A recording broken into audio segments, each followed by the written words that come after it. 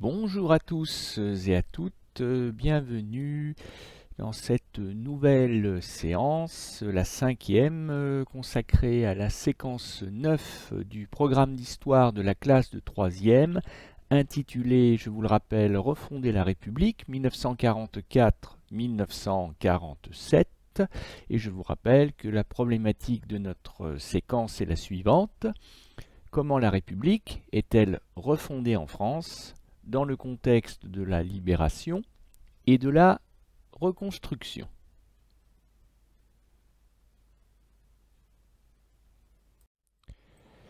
Lors de la séance précédente, nous avons étudié la libération de la France avec un L majuscule, s'il vous plaît, et nous avons notamment vu que après les violences de l'épuration sauvage, la justice française est passée et a mis en place une épuration légale, marquée par exemple par les procès Pétain et Laval. Et aujourd'hui, nous allons donc passer à la nouvelle thématique consacrée plus spécifiquement à la réinstauration de la République en France. Et ça va être notre dossier du jour. Grand E, la refondation de la République en France, 1944-1946. En quoi le gouvernement provisoire a-t-il eu comme préoccupation majeure de rétablir un état de droit et refonder la République sur des bases nouvelles?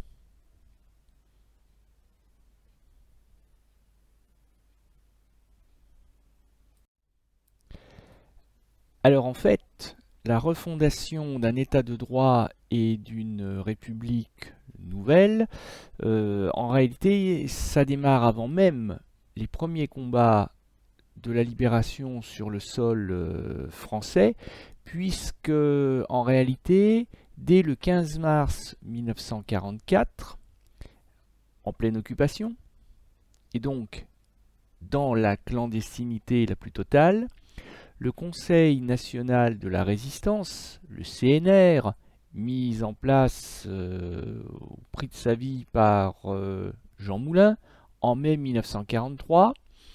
Donc ce CNR se réunit et va rédiger le programme de la France de la libération, de la victoire et donc de l'après-guerre. Et la déclaration est solennelle. Il rappelle aussi bien, par exemple, la déclaration d'indépendance américaine de 1776 que la proclamation des droits de l'homme et du citoyen de 1789. On est dans des instants vraiment très solennels.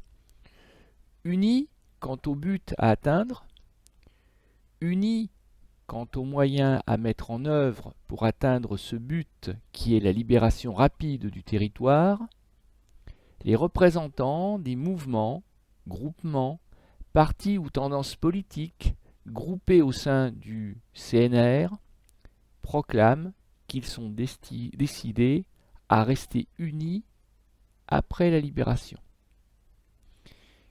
La photographie qui illustre cette diapositive a été prise bien entendu après la libération de Paris, quand les chefs de la résistance et donc du CNR ont pu se montrer à visage découvert, sans craindre désormais d'être arrêtés et déportés par les nazis.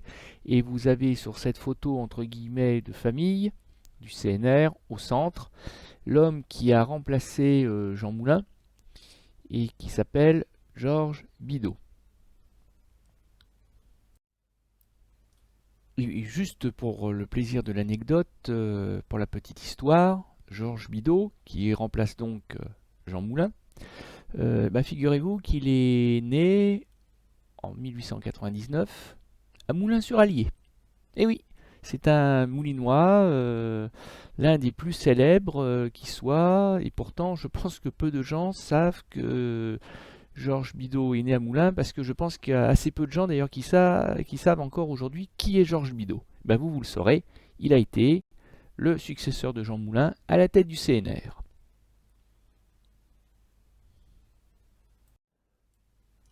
Le Conseil national de la résistance s'est donné comme première mission sur le plan politique d'établir le gouvernement provisoire de la République formé par le général de Gaulle pour défendre l'indépendance politique et économique de la nation, rétablir la France dans sa puissance, dans sa grandeur et dans sa mission universelle. Bon ben là, on peut considérer, on l'a vu la dernière fois, qu'avec la libération de Paris, l'installation du général de Gaulle dans sa capitale enfin libre, la mise en place du gouvernement provisoire de la République française, du GPRF, on peut considérer que dès le 26 août 1944, le but est atteint.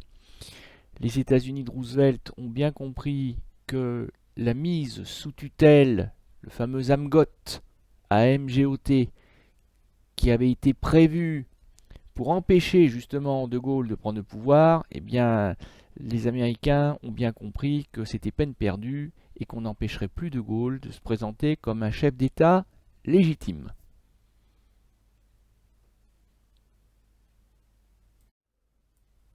Le deuxième point du programme politique du CNR est simple, veiller au châtiment des traîtres, notamment en particulier les collabos. Et nous l'avons vu aussi, ça correspond notamment à l'épuration légale mise en place dès l'automne 1944 et marquée, ponctuée en particulier par le procès du maréchal Pétain et sa condamnation à mort, commuée en prison à vie dès 1945. Le quatrième point est le suivant. Assurer l'établissement de la démocratie la plus large par le rétablissement du suffrage universel.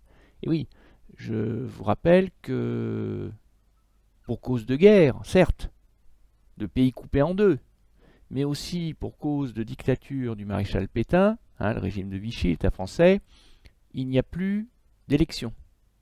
Il n'y a plus d'ailleurs d'élus. Il n'y a plus de députés, de sénateurs. Bon. Donc, rétablir la démocratie, rétablir les élections, le droit de vote, c'est l'une des premières missions auquel le CNR doit se consacrer. Mais il est précisé aussi qu'il faut mettre en place, qu'il faut assurer l'égalité absolue de tous les citoyens devant la loi.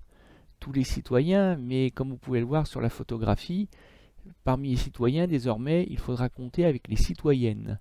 Parce que dès avril 1944, le général de Gaulle prend une ordonnance, c'est pas un terme médical, De Gaulle n'est pas médecin, il prend un texte qui a valeur de loi et qui institue le droit de vote et d'éligibilité pour la femme française. Dès lors, évidemment, que la France sera libérée et qu'il sera possible d'organiser des élections.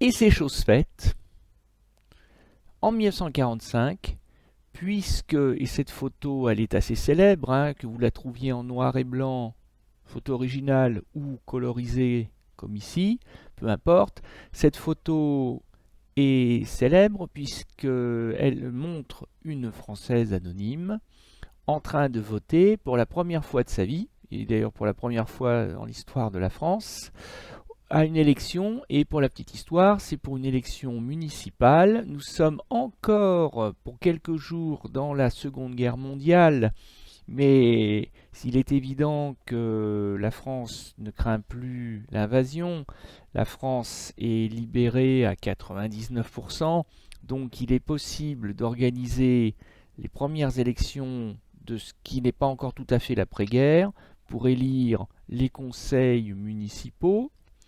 Et donc les femmes ont enfin leur mot à dire. Et d'ailleurs, la même année, elles seront appelées en octobre 1945 à voter une seconde fois pour un référendum sur lequel je reviendrai tout à l'heure. Alors évidemment, et vous allez le voir avec la vidéo qui suit, ça n'est qu'un début.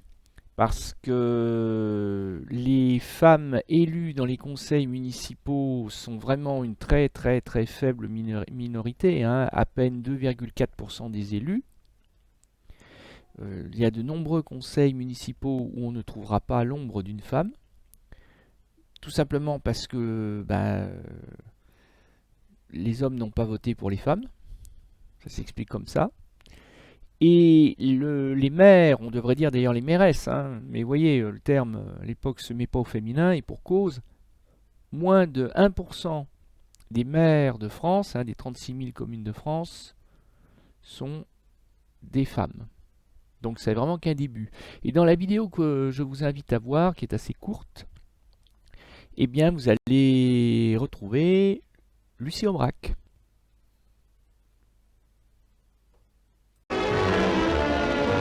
La France n'a pas voté depuis 9 ans. Et depuis 9 ans, bien des choses ont changé.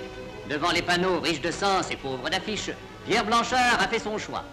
Et les bureaux de vote, malgré tout l'appareil solennel du tapis vert, de l'isoloir et de l'urne, sont devenus très féminins puisqu'au nombre des électeurs s'ajoute pour la première fois la foule des électrices. Au hasard des quartiers, voici Jeanne Boitel, impassible. Et Marie Bubas, souriante. Madame Joliot-Curie, pour un seul instant, a quitté son laboratoire. Voici la compagne d'un martyr de la résistance, Pierre Brossolette. Toute la France, avec conscience, a voté. Monsieur Le Troquer, président du conseil municipal. La bonne religieuse. Maurice Thorez.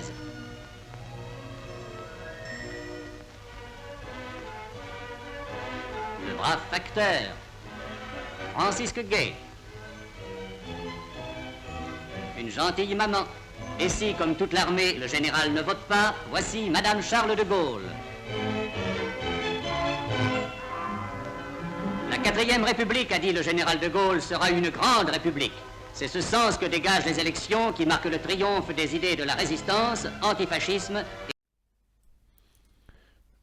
Je vous disais tout à l'heure que les femmes, ainsi d'ailleurs que les hommes, Français citoyens, ont été appelés à se rendre une deuxième fois aux urnes au cours de l'année 1945. Cette fois-ci, on est dans l'après-guerre, puisqu'on est le 21 octobre 1945 et que, je vous le rappelle, la guerre s'est achevée en Europe le 8 mai. Donc ça fait plusieurs mois que la guerre est finie, que les armes se sont tues en Europe. Et les Françaises et les Français sont appelés non pas à élire quelqu'un, mais à répondre à une question. C'est ça le principe du référendum. C'est un vote si on veut, mais on ne vote pas pour un programme, on ne vote pas pour un candidat. On répond à une question et de la réponse surgira une décision qui s'imposera à tous les Français. Et là, la question, donc c'est une question qui est cruciale, forcément, qui est essentielle pour la vie de la nation. Et la question, c'est de savoir s'il faut maintenir la Troisième République, celle qui était née en 1870, celle qui était apparue à bout de souffle, celle qui avait été emportée par la défaite de juin 1940, celle qui avait offert sur un plateau les pleins pouvoirs de dictateur au maréchal Pétain. Fallait-il rétablir la Troisième République ou fallait-il, au contraire, en changer, faire peau neuve, faire place nette et, si possible, essayer de redonner un nouveau souffle à la démocratie. Et les Françaises et les Français vont à une écrasante majorité, 96% du oui, vont dire adieu à la Troisième République et souhaiter de nouvelles institutions républicaines et donc, vous l'aurez compris, une nouvelle République qui sera donc logiquement la 4e République. Donc si on récapitule les choses, sur le plan politique, tout va pour le mieux. L'état de droit s'est mis en place, l'épuration légale a remplacé les exactions, les crimes de l'épuration sauvage. Le gouvernement est en place, dirigé par un chef incontestable et incontesté qui est le général de Gaulle. Les premières élections ont eu lieu, les femmes n'ont plus de raison de se plaindre puisqu'elles sont désormais les égales des Français sur le plan de la citoyenneté, et les Français sont presque unanimement d'accord pour changer de république. Donc tout va pour le mieux dans le meilleur des mondes, semble-t-il. Et pourtant, le 20 janvier 1946, le général de Gaulle démissionne avec fracas, vraiment ça fait du bruit, il démissionne de la présidence du gouvernement provisoire de la République française. Vous le voyez en photo là à gauche, on le reconnaît à sa haute stature, mais on ne le reconnaît pas à son uniforme puisque le général de Gaulle était en civil. Et donc il démissionne, il claque la porte, selon ses propres termes un peu directs, il fout le camp. Et la question, c'est pourquoi? Eh bien, la réponse, elle est simple, c'est que De Gaulle a bien compris que les députés qui sont en train d'œuvrer au projet de future 4e République vont essayer de l'évincer, vont essayer de le mettre sur la touche, tout simplement parce que l'enjeu est le suivant. Cette 4e République doit-elle comporter un exécutif fort ou un exécutif faible? Autrement dit, veut-on d'une république à l'américaine, par exemple, c'est-à-dire avec un exécutif fort où le président de la République, même si aux États-Unis on ne parle pas de président de la République, c'en est quand même un, a des pouvoirs très étendus et qu'il est capable même de s'opposer au Parlement, c'est-à-dire le pouvoir législatif? Est-ce qu'on veut de cette République? Et ça, c'est ce que désire De Gaulle. De Gaulle considère que si la 3e République est morte, et en particulier si la guerre a été perdue en 1940, c'est parce qu'on avait affaire à des chefs de gouvernement et un président faible, sans autorité, sans pouvoir réel. Donc pour De Gaulle, il ne faut absolument pas retomber dans la même erreur. Il faut au contraire un pouvoir exécutif fort. Mais justement, il y a une autre option, c'est celle d'un Parlement plus fort, d'un pouvoir législatif qui l'emporterait sur l'exécutif. Parce que même si l'autorité du général de Gaulle semble incontestable, malgré tout, le général de Gaulle ne plaît pas à tout le monde. Les communistes en particulier, même s'ils lui savent gré d'avoir été le chef de la France libre, d'avoir tenu tête aux Américains, etc. Bon, d'accord, c'est incontestable, l'appel du 18 juin, très bien, mais De Gaulle, pour eux, c'est un anticommuniste primaire, et c'est surtout quelqu'un qui pourrait être tenté, comme un Bonaparte, par exemple, dans l'histoire de France, de garder le pouvoir, et finalement d'être un nouveau dictateur, bon, peut-être pas comme un maréchal Pétain, mais d'être quand même un dictateur, un militaire en plus. Bon, donc De Gaulle n'est pas forcément très apprécié, et même quand il est apprécié, ben, on se méfie quand même de cette tendance que pourrait avoir le général De Gaulle, encore une fois, à mettre en place un régime qu'on pourrait qualifier quasiment d'autoritaire. Et donc, il est urgent de mettre De Gaulle sur la touche. Et pour mettre De Gaulle sur la touche, eh bien, il faut, comme sous la 3e République, au fond, faire en sorte que le chef de l'État, le président de la République, ou que le chef du gouvernement, le Premier ministre, président du Conseil, peu importe comment on l'appelle, ne puissent pas agir comme ils le veulent et qu'ils dépendent du Parlement, donc du pouvoir législatif. Et c'est parce que De Gaulle voit bien le scénario arriver, De Gaulle comprend que la 4e République finalement ressemblera comme une sœur à la 3e République, avec les mêmes défauts, les mêmes faiblesses, que De Gaulle décide au fond de créer un électrochoc en démissionnant.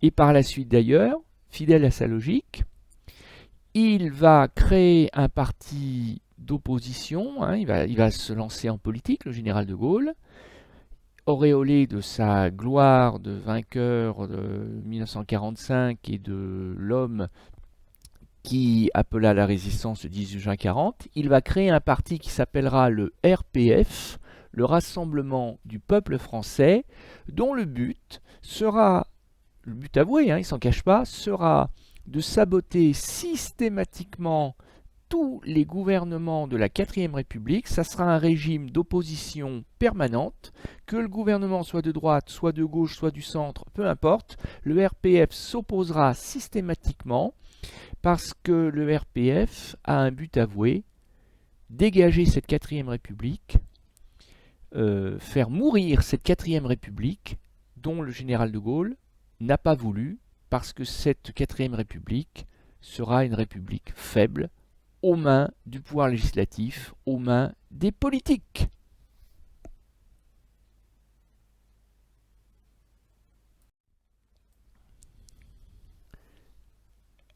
Le 21 octobre 1945, je vous l'ai dit tout à l'heure, les Français ont eu à se prononcer pour ou contre le maintien de la 3e République ou son remplacement par une 4e République, mais en même temps, ils ont élu des députés à l'Assemblée constituante, et comme son nom l'indique, l'Assemblée constituante a pour but de préparer le projet de constitution de ce qui sera donc la 4e République.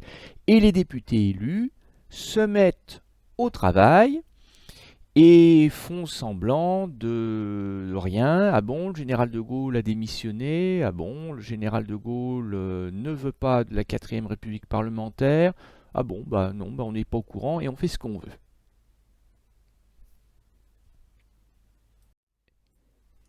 Mais il faut croire que l'électrochoc voulu par le général de Gaulle a fonctionné. Il faut croire que le général de Gaulle a quand même de nombreux partisans. Ou il faut croire que le général de Gaulle a été très très efficace quand il a voulu faire peur aux Français en leur disant « Attention Français, on va vous refourguer la 3e République malgré votre volonté. Faites très attention, ne vous laissez pas rouler dans la farine. » Toujours est-il que quand le 5 mai 1946, les Françaises et les Français sont à nouveau appelés aux urnes, à nouveau pour un référendum, c'est-à-dire avec une réponse par oui, le bulletin oui, ou par non, le bulletin non, à la question « Êtes-vous d'accord pour adopter le projet de constitution de république parlementaire qui vous est proposé ?» Eh bien, patatras, le non l'emporte avec 53% des suffrages. Et la belle mécanique qui devait conduire de la libération à la 4e République, eh bien la belle mécanique, elle s'enraye. Les Français ont refusé le premier projet. Les députés de la Constituante sont donc obligés de remballer leur projet et d'en écrire un autre, en espérant qu'il sera cette fois-ci plus convaincant. Et le fait est que le 2 juin 1946, les Français et les Françaises sont à nouveau appelés aux urnes pour se prononcer à nouveau par oui ou par non, nouveau référendum. Toujours la même question, adoptez-vous, acceptez-vous le projet de constitution, le projet remanié, deuxième version, une version 2.0 du projet de constitution. Alors il y a eu quelques petites modifications de détails, mais pour faire simple, les députés de la Constituante ont refilé à peu près le même projet que celui qui avait été refusé le 5 mai, avec cet espoir que les Français auront peut-être un peu changé d'avis, ou que ils vont se rendre à la raison, hein, il n'y a pas 36 solutions, donc ils vont se résoudre à voter oui. Et ce calcul l'emporte, puisque cette fois-ci, les Français vont à nouveau voter, mais voter avec un oui à 53%. Alors c'est amusant parce que le non l'avait emporté la première tentative à 53%, le oui l'emporte à la deuxième tentative toujours à 53%. Alors après, on analyse le résultat comme on veut. Pour les partisans de la 4ème République parlementaire, eh bien, c'est une victoire. Bah oui, on a réussi à passer d'une majorité de non à une majorité de oui. Donc c'est une victoire, peu importe le pourcentage. C'est fait, la 4ème République est adoptée. Maintenant, on peut aussi se dire que beaucoup de Français n'étaient pas convaincus, qu'ils ont fini par dire oui parce qu'ils en avaient marre d'aller voter tous les 6 mois, parce que, de toute façon, il faut bien quand même que la France dispose d'une constitution. Le gouvernement provisoire ne peut pas rester provisoire pendant 10 ans. Donc, beaucoup de Français ont fini par voter oui, mais sans être le moins du monde convaincus. Et donc, ça veut dire que cette 4ème République qui naît le 13 octobre 1946, eh bien, c'est une République qui est mal aimée dès le début, qui n'était pas réellement désirée, et qui va rester très impopulaire tout au long de sa courte existence, puisqu'elle disparaîtra en 1958. Elle est mal née et elle a peu vécu. Mais bon, au moins, cette 4ème République, qui s'est quand même beaucoup fait désirer, est sur les rails, et elle existe à partir du 13 octobre 1946. Alors, si on s'intéresse un tout petit peu au rouage, au fonctionnement de la 4ème République, vous avez devant vous, sous les yeux, un schéma simple qui vous présente la répartition du pouvoir exécutif et du pouvoir législatif. Mettez-moi sur pause le temps d'observer le schéma et d'essayer de trouver 3 arguments différents. Et là, on n'est plus tout à fait dans de l'histoire, on est plutôt dans de l'EMC. On est plutôt dans l'enseignement moral et civique, mais c'est pas grave, les deux sont complémentaires. Demandez-vous quels sont les 3 arguments qui nous prouvent, et ça c'est une bonne nouvelle, qu'on a affaire à une véritable démocratie.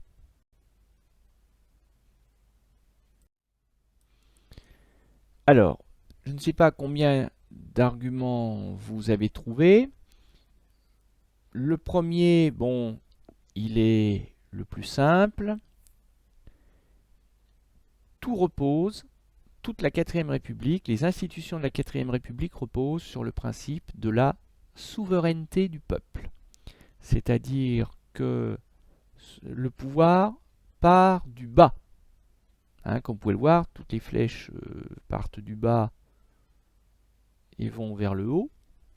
Donc autrement dit, ce sont les citoyens et les citoyennes qui sont à la base de la démocratie, tout simplement parce que c'est eux qui vont élire leurs représentants, que ce soit les députés, que ce soit les conseillers de la République, que sous la 3ème République ou sous la 5ème République actuelle, on aurait appelé les sénateurs, mais aussi le président de la République, même s'il n'est pas élu directement par les Français sous la 4ème République, puisqu'il est élu par les députés et les conseillers de la République.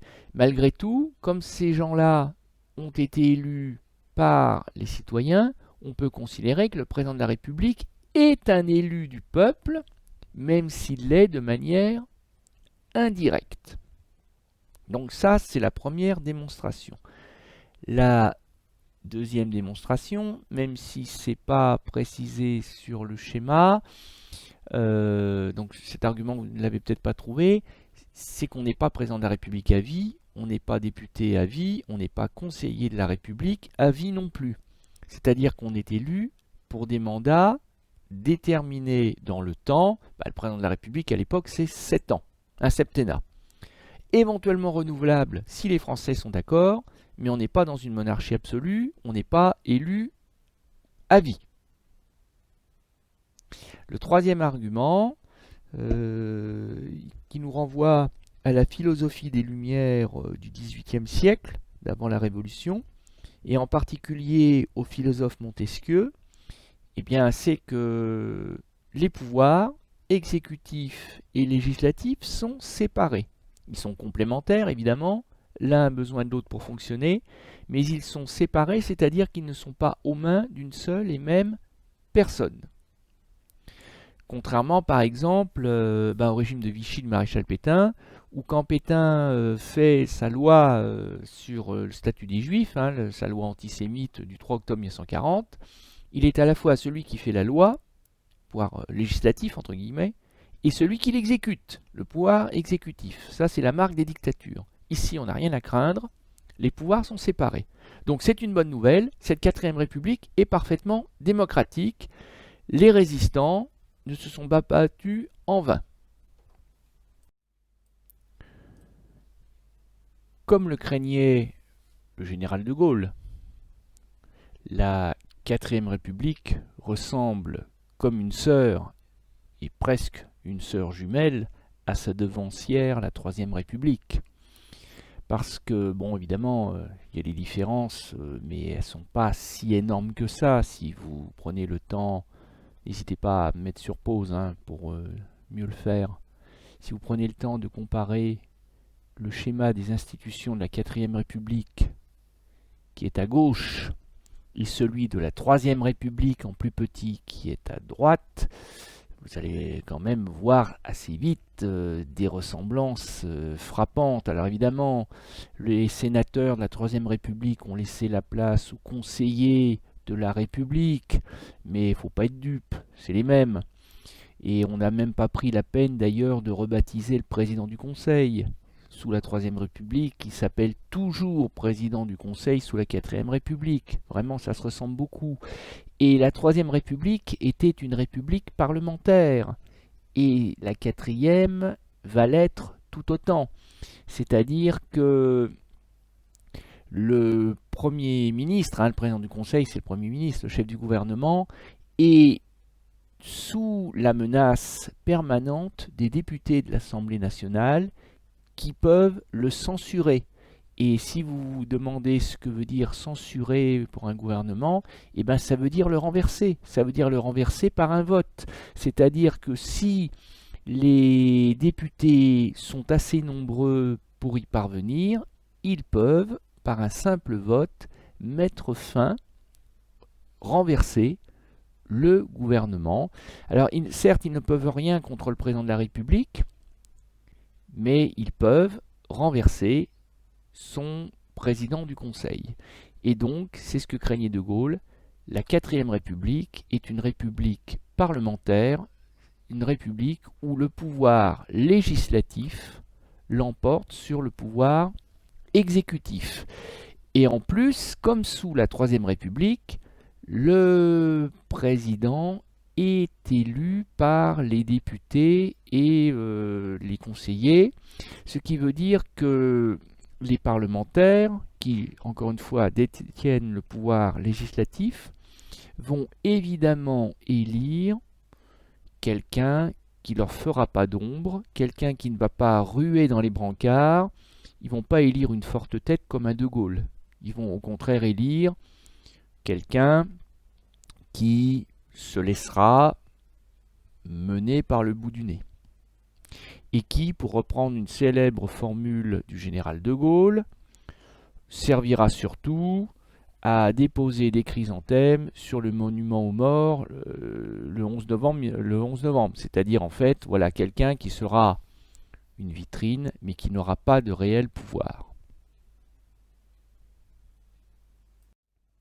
Alors, en guise d'exercice, je vous propose de redessiner le schéma des institutions de cette fragile et impopulaire, mais ô combien parlementaire, 4e République française.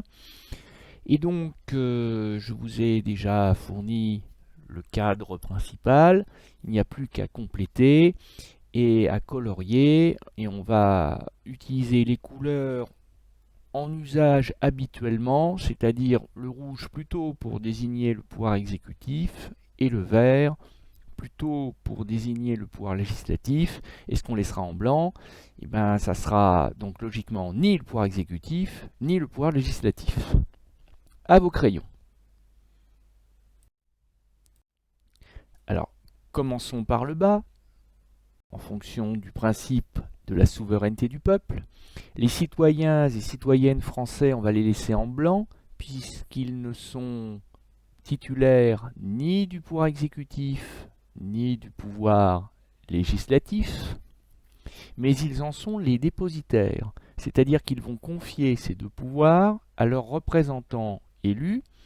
Donc en vert, pouvoir législatif, l'Assemblée nationale, les députés, mais aussi le Conseil de la République, qu'on n'appellera pas Sénat, même si c'est la même chose.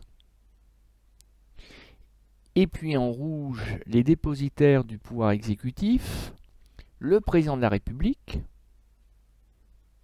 et désigné par lui, le président du Conseil. Et donc, vous pouvez voir que comme sous la Troisième République d'ailleurs, la Quatrième République est à la fois bicamériste et bicéphale. Je m'explique.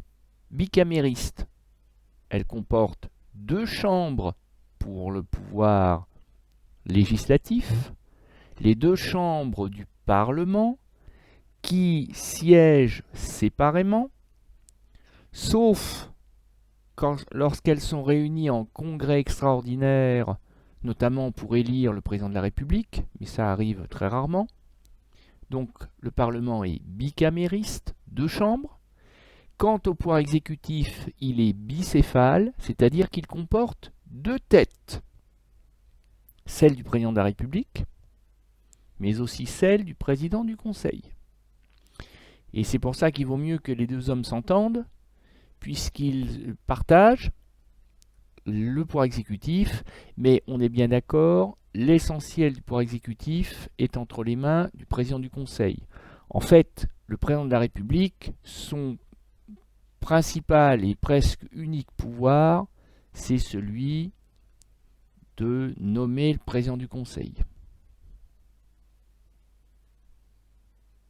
Et comme le disait le général de Gaulle, de déposer des fleurs sur le monument aux morts le 11 novembre.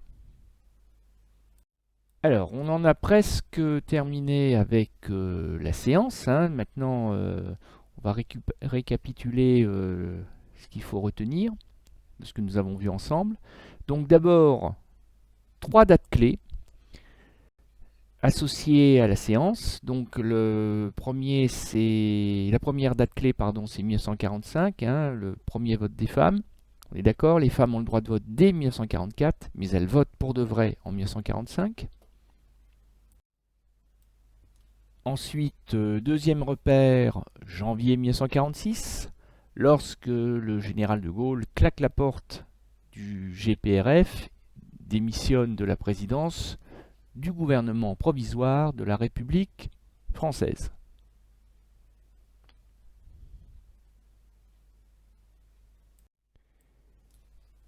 Et enfin, troisième repère, malgré les appels du général de Gaulle à voter non, en octobre 1946, les Français approuvent à une très faible majorité, par référendum, le deuxième projet de constitution de la 4e République.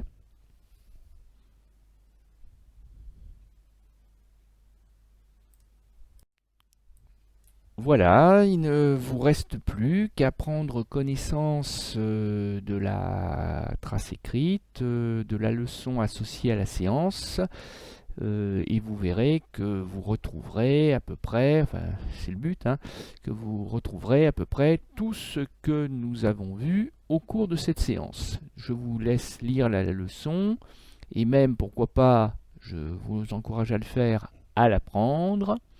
Et je vous dis à bientôt pour de nouvelles aventures refondatrices et républicaines. À bientôt!